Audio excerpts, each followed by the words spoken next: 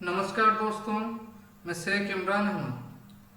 आपका learn Hindi express channel में स्वागत करता हूँ। मित्रों, दोस्तों, आज हम अध्ययन करने वाले हैं हिंदी विषय से संबंधित अति महत्वपूर्ण विषय जो आपकी हर प्रतियोगिता परीक्षा में अत्यंत महत्वपूर्ण है। आपकी आने वाली एसएसबी टीजीटी की वैकेंसी हो जाए या जो ओटेट पात्रता की परीक्षा देने वाले हैं, ओस्टेट पात्रता परीक्षा जो बच्चे देने वाले हैं, या आपकी जो असिस्टेंट टीचर, जो जूनियर टीचर की मतलब थी उसे असिस्टेंट टीचर अर्थात जो रेगुलर वैकेंसी आने वाली है, या आप कक्षा 10वीं में आप पढ़ रहे हैं या 12वीं में आप अध्ययन कर रहे हैं, जो भी आप प्रतियोगिता परीक्षा की तैयारी कर रहे हैं या आप विद्यालय में अध्ययन कर रहे हैं, हर प्रतियोगिता परीक्षा में हिंदी विषय से संबंधित अति महत्वपूर्ण प्रश्न पूछे जाते हैं। तो ये दोस्तों, यदि आप चैनल पर नए हैं, लाइक कर दीजिए, सब्सक्राइब करना ना भूलें और पास में ऑल नोटिफिकेशन ऑप्शन को प्रेस कर दीजिए ताकि जो भी हिंदी विषय से संबंधित अति महत्वपूर्ण वीडियो मैं अपलोड करूं सबसे पहले आप तक नोटिफिकेशन पहुंचाया करें। दोस्तों, इस वीडियो के नीचे मैं व्हाट्सएप ग्रुप की लिंक, टेलीग्राम ग्रुप की लिंक और ट्विटर ग्रुप की लिंक में दे दूंगा। वहां पर जाकर आप लिंक में क्लिक कर ज्वाइन हो जाइए ताकि जो भी हिंदी विषय के संबंधित अत्यंत महत्वपूर्ण प्रश्नोत्तर जो हम ग्रुप में डिस्कशन करें ताकि आपकी भी अच्छी तरीके से तैयारी हो पाए।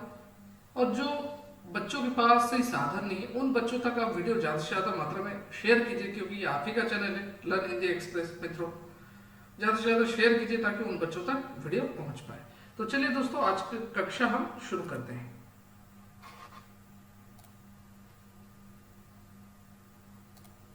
दोस्तों देखिए, आज हम अध्ययन करने वाले हैं सामान्य परिचय,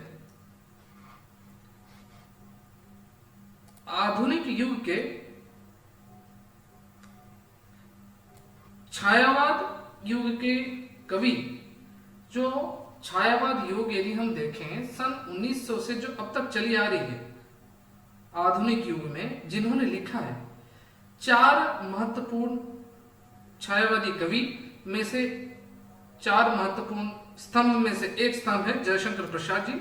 उनके बारे में हम अध्ययन करने वाले हैं।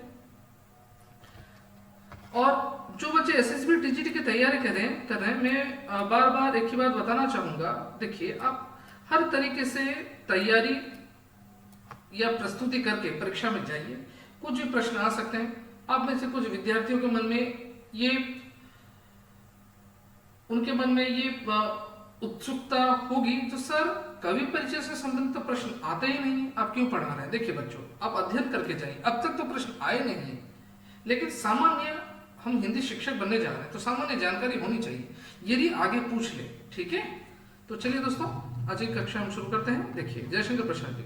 छायावाद के अग्रदूत जयशंकर प्रसाद जी का जन्म सन 1889 ईस्वी में इनका जन्म हुआ और सन 1936 ईस्वी में जयशंकर प्रसाद जी की मृत्यु हुई, अर्थात इनकी देहांत हुई। ठीक है, कहाँ पे? बनारस के प्रसिद्ध तंबाकू व्यापारी सुंगनी साहू परिवार में हुआ। बताया जाता है जयशंकर प्रसाद जी 8वीं कक्षा तक इन्होंने अध्ययन किया था। आगे इनकी शिक्षा दीक्षा पूर्ण हुई नहीं। ठीक है, पिताजी जो है, पिता का नाम देवी प्रसाद, जो व्यवसायी थे और काव्य कला के प्रेमी थे। ठीक है, जयशंकर प्रसाद जी ने बहुत सारी रचनाएं इन्होंने लिखी हैं। ठीक है ना, आगे बढ़ते हैं हम। कविता रचना ब्रज भाषा में शुरू हुई मगर जल्दी ही खड़ी बोली के क्षेत्र में आ गए। पहले इन्होंने कविता, इनकी जो रचना ब्रज भाषा में शुरू हुई और बाद में खड़ी बोली में आ गए। देखिए, ब्रज भाषा खड़ी बोली क्या है बच्चों? पहले जमाने में हिंदी भाषा हुआ नहीं करती थी। ठीक है, पहले जमाने अलग अलग क्षेत्र में लोग लिखते थे, अर्थात उत्तर प्रदेश के जो मथुरा के क्षेत्र में ब्रज भाषा बोली जाती थी। ठीक है, खड़ी बोली दिल्ली और आगरा के क्षेत्र में बोली जाती थी। तो वहां पर अलग अलग क्षेत्र में वहां पर जो कवि या लेखक लिखते थे, इसीलिए बताया जाता है ब्रज भाषा और खड़ी बोली। ठीक है ना, इसीलिए आप सब जब ब्रज भाषा और खड़ी बोली में आप चाहे कविता आप जब अध्ययन करते होंगे ना, तो आपको समझ में ये चीजें आती नहीं होंगी। ठीक है, जब उसे हिंदी में अनुवाद जब तक ना किया जाए तो आपको ये चीजें समझ नहीं आती होगी। ठीक है, तो पहले जमाने में हिंदी भाषा हुआ नहीं करती थी, तो तब ब्रज भाषा और खड़ी बोली अलग अलग क्षेत्र में, तो वहां पर लोग बातें किया करते थे, उसी भाषा में इन्होंने कविताएं लिखी। ठीक है, तो आगे बढ़ते हैं। आरंभिक कविताओं में ही जीवन के प्रति असीम प्रेम, मस्ती और आनंद के भाव मिलते हैं। झरना और पल्लव में प्राकृतिक सौंदर्य का संभार है। ठीक है, इसमें मनुष्य और प्रकृति का अंतर बाहर से घनिष्ठ भाव से मेल जोल है। लहर, इनकी कविता है ले चल मुझे ना, जब पूरी धाम में जयशंकर प्रसाद जी लहरे को देख रहे हैं और बोल रहे हैं, ए नाविक मुझे ले चल, इस संसार से, इस मोह माया से मुझे दूर ले चल, क्योंकि मैं इस मोह माया से, इस संसार से मुझे विरक्ति भाव मेरे मन में उत्पन्न हो गया, मुझे ले चल, मैं मुक्त होना चाहता हूँ, मैं बहुत चिंतित हूँ, ले चल है नाविक ना, ले चल मुझे। बहुत अच्छी कविता इन्होंने लिखा है। आंसू विरह काव्य है, इसके मानवीय भाव, नारी सौंदर्य, प्रकृति का समन्वित मानवीय रूप ने तत्कालीन युव मानस को मंत्रमुग्ध कर लिया। कामयानी महाकाव्य है, जयशंकर प्रसाद जी ने लिखा है। ठीक है, मनु और ईड़ा के बारे में। ठीक है ना, आगे बढ़ते हैं। देखिए, जयशंकर प्रसाद जी ने बहुमुखी प्रतिभा के तो धनी थे ही है जयशंकर प्रसाद जी। इन्होंने ऐतिहासिक नाटक लिखकर मानवीय संस्कृति सभ्यता का दर्शन और चिंतन और समृद्ध जीवन का रसात्मक संरक्षण प्रस्तुत किया। देखिए, राज्यश्री विशाख, अजातशत्रु, जन्मेजय का नाग यज्ञ, जन्मेजय का नाम यज्ञ। ठीक है, अनेक नाटक इन्होंने लिखे। स्कंदगुप्त, चंद्रगुप्त, जो आप लोग अध्ययन कर रहे हैं आपके सिलेबस में एसएसबीटी जीटी की, ध्रुव स्वामिनी, जैसे इन्होंने नाटक, बहुत सारे नाटक लिखे जयशंकर प्रसाद जी। उपन्यास इन्होंने क्या लिखे? तितली, कंकाल, इरावती, ये असंपूर्ण है, अपूर्ण है। ठीक है, कंकाल में जयशंकर प्रसाद का कोमल कवि मन कठोर यथार्थ उत्तर पड़ा है। ठीक है, कहानियों में इन्होंने क्या क्या लिखा है जयशंकर प्रसाद जी ने? मधुलिका, ठीक है, आकाशदीप है ना, याद, मुझे उम्मीद है याद आ चुकी होगी। मधुलिका, चंपा, मधुलिका से आपको क्या याद आ रही है? आकाशदीप में मधुलिका है ना, मधुलिका इन्होंने लिखा है। चंपा लिखा, अचंपा, ममता, देवसेना, विजया, कल्याणी जैसे नारियां जो मानवीय मूल्यों अथवा दुर्बलताओं को उद्घाटित करके हमारी अत्यंत प्रिय बन जाती हैं ना। मधुलिका, चंपा, ये मधुलिका जो है किस में है? पुरस्कार में है, पुरस्कार इन्होंने लिखा है। चंपा, आकाशदीप, ममता भी इन्होंने लिखा है। देवसेना स्कंदगुप्त में है, देवसेना जो स्कंदगुप्त से प्रेम करती थी। विजया स्कंदगुप्त में है। ठीक है ना, कल्याणी, ऐसे बहुत सारी नारियां जो बहुत सारी नारियां के पात्र के बारे में इन्होंने अलग अलग रचनाओं में लिखा है, वही बताया गया है दोस्तों। जयशंकर प्रसाद की रचना में छायावादी कविता का वैभव आदर्श पूर्णता के साथ साथ मिलता है। ठीक है, आगे बढ़ते हैं। देखिए, कविता में इन्होंने क्या क्या लिखा है? कानन कुसुम, महाराणा का महत्व, चित्राधार, प्रेम पथिक, झरना, आंसू, लहर और कामयानी। ठीक है, अच्छा, अभी हम आगे बढ़ते हैं मित्रों। देखिए, नाटक में जयशंकर प्रसाद जी ने क्या क्या लिखा है, याद रखना है आपको। नाटक में राजश्री, विशाख, अजातशत्रु, जन्मेजय का नागयज्ञ, कामना, स्कंदगुप्त, एक घूंट, चंद्रगुप्त, ध्रुव स्वामी ने लिखा है। उपन्यास में कंकाल, तितली, इरावती अपूर्ण है। कहानी संग्रह में इन्होंने काव्य, कला तथा अन्य निबंध लिखे। ठीक है, तो मित्रों जयशंकर प्रसाद जी के बारे में संक्षिप्त परिचय हमने देखा। अभी हम आगे बढ़ते हैं, तुलसीदास जी के बारे में थोड़ा अध्ययन करते हैं हम मित्रों। देखिए, गोस्वामी तुलसीदास जी, ये यदि हम देखें, ये प्रभु श्री राम जी के भक्त थे। ठीक है, गोस्वामी तुलसीदास जी, और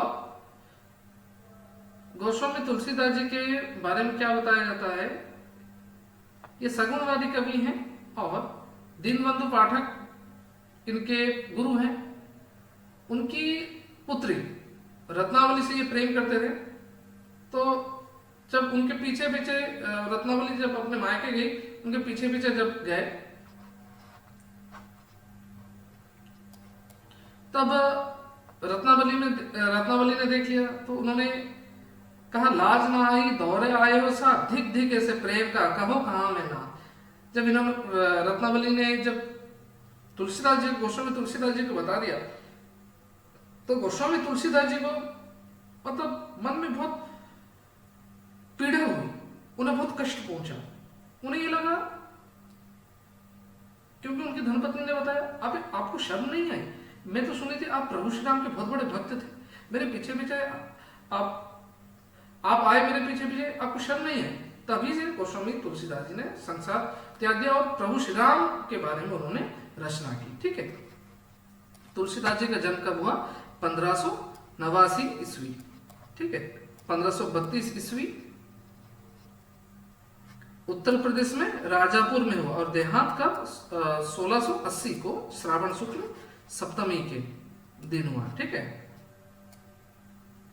गंगा के तीर पर काशी के 80 घाट में हुआ। पिता का नाम क्या था? आत्मराम, और माता का नाम तुलसी था। जन्म हुआ भाद्र शुक्ल एकादशी को था, लेकिन नक्षत्र या अभुक्त मूल, इस नक्षत्र में जन्म लेना अशुभ माना जाता है, तो माता पिता ने उन्हें त्याग दिया। पालन एक गाय के द्वारा हुआ। देखिए यहाँ पर बताया गया, कितनी दुखद की बात है। मतलब इतने अंधविश्वास में लोग परिपूर्ण थे, तो ये गोस्वामी तुलसीदास जी को अशुभ मानते हुए इनके माता पिता ने एक धाय, जो मतलब धाय आप बोल सकते हो, क्योंकि किसी घर पे जो काम वगैरह करती है, बर्तन वगैरह मांजना, या बहुत गरीब परिवार से होती हैं जो स्त्रियां, उनको इन्होंने दे दिया अपने पुत्र को। क्यों ना? ये अशुभ है, ये ऐसे नक्षत्र में पैदा हुआ है जो हमारे लिए अशुभ है। ठीक है, कितनी पीड़ा, कितने दुख की बात है। देखिए मित्रों, तो ये बातें बताई गई। बचपन बड़े कष्ट में बीता, बाद में गुरु इनके नरहरि तीर्थ ने इसे बुद्धिमान बालक को अपने पास रखा, वेद शास्त्र पढ़ाया, भक्ति की दीक्षा दी। गुरु थे नरहरि दास इनके गुरु थे, जो शुक्र क्षेत्र में रहते थे। तुलसीदास का विवाह हुआ दीनबंधु पाठक की कन्या सुंदरी रत्नावली। एक बार रत्नावली अपने मायके गए, जो मैंने मित्रों आपको बता दिया, तुलसीदास भी उनके पीछे वहां चले गए। पत्नी को लज्जा, उन्होंने कहा, लाज ना आए आपको, दौरे आए हो साथ, धिक धिक ऐसे प्रेम को कहो कहाँ में नाथ, अस्थि चरमय देह ममता में ऐसी प्रीति होती, जो श्री राम होती ना भाव भीति। ठीक है, तुलसीदास को बात लग गई, उनका वैराग्य ने अभिभूत कर लिया, संसार त्याग दिया इन्होंने, और राम के शरण में काशी चले गए। तो तुलसीदास जी ने राम भक्त कवि थे। याद रखना, तुलसीदास जी कौन से कवि थे? राम भक्त कवि थे। उनके अनेक प्रसिद्ध ग्रंथ हैं, जिनमें रामचरितमानस, विनय पत्रिका, कवितावली, गीतावली, दोहावली, वरवेना रामायण, जानकी मंगल, रामलला, नहच्छू, पार्वती मंगल आदि काफी प्रसिद्ध है। देखिए रामचरितमानस में बता रहा हूँ, ध्यान दीजिएगा। कवितावली, गीतावली, विनय पत्रिका, ये अति महत्वपूर्ण है। ये लगभग प्रतियोगिता परीक्षा में पूछे जाते हैं। रामचरितमानस किन्होंने लिखा है, विनय पत्रिका किन्होंने लिखा है, कवितावली किन्होंने लिखा है। ठीक है, आगे बढ़ते हैं। हिंदी में एक उक्ति प्रसिद्ध है, सुर सुर तुलसी ससी, ये तो पूछे ही जाते हैं पंक्तियां की तरह, लगभग प्रतियोगिता परीक्षा में। याद रखें, सूर अर्थात सूर्य के समान, कौन? सूरदास जी। तुलसी अर्थात शशि के समान, कौन? तुलसीदास जी। ठीक है, अर्थात सूरदास सूर्य के समान है, तुलसीदास चंद्रमा के समान है। इन दोनों कवियों की रचनाओं के कारण भक्ति काल को स्वर्ण काल, जो ये प्रसिद्ध नाम पड़ा, भक्ति काल को स्वर्ण काल के नाम से अभिहित किया गया। कैसे किया गया ना? ये सूरदास और तुलसीदास जी के बदौलत सूरदास और तुलसीदास जी की इतनी अमूल्य योगदान थे भक्ति काल में, तो भक्ति काल को स्वर्ण काल के नाम से जाना गया। ठीक है, सूरदास का बाल किशोर लीला वर्णन, कृष्ण के प्रेम, सूरदास जी भगवान श्री कृष्ण के प्रेम की भक्ति के कारण इन्होंने भगवान श्री कृष्ण के बारे में रचना की, और तुलसीदास जी ने भगवान श्री राम के बारे में रचना की। ठीक है, सुर सागर जैसे भावपूर्ण काव्यात्मक रचना दुर्लभ है, लेकिन तुलसीदास की रचना मानव जीवन के पूर्ण रूप को समेटती है। तत्कालीन हताश जनजीवन को मर्यादा पुरुषोत्तम राम का आदर्श जीवन चरित्र द्वारा तुलसी ने बड़ा भरोसा प्रदान किया। गोस्वामी तुलसीदास ने तत्कालीन परिस्थितियों के अनुकूल साहित्य सृजन किया। ठीक है, तो आगे बढ़ते हैं दोस्तों। देखिए, राम भक्ति के द्वारा उन्होंने मनुष्य के मन में प्रेम भाव जगाया। राम कथा के माध्यम से राजनीतिक, सामाजिक एवं पारिवारिक जीवन के आदर्शों को प्रस्तुत किया। तुलसी ने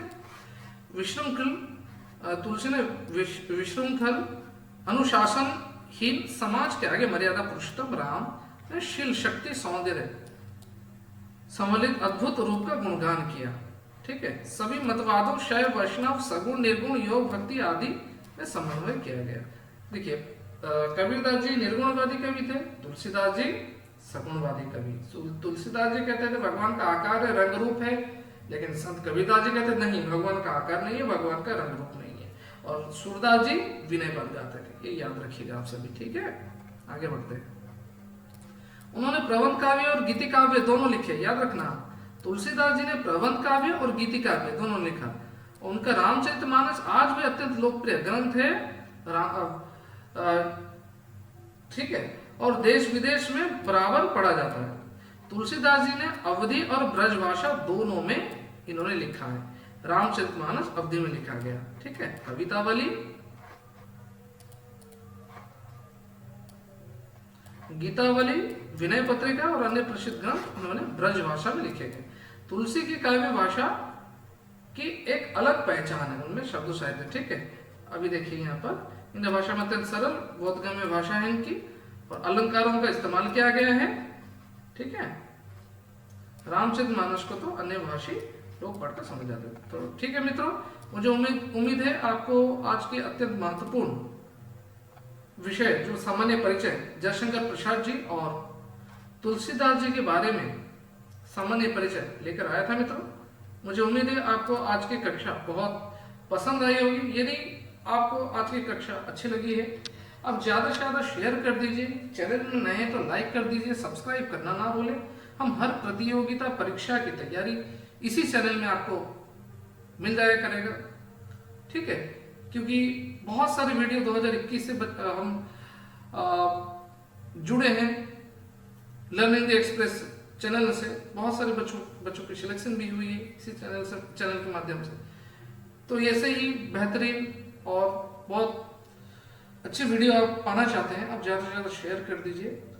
चैनल में है तो सब्सक्राइब करना ना भूले, लाइक कर दीजिए। तो चलिए दोस्तों, आज की कक्षा हम समाप्त करते हैं, फिर मिलते हैं नए विषय के साथ। धन्यवाद। जय हिंद, जय भारत, वंदे मातरम।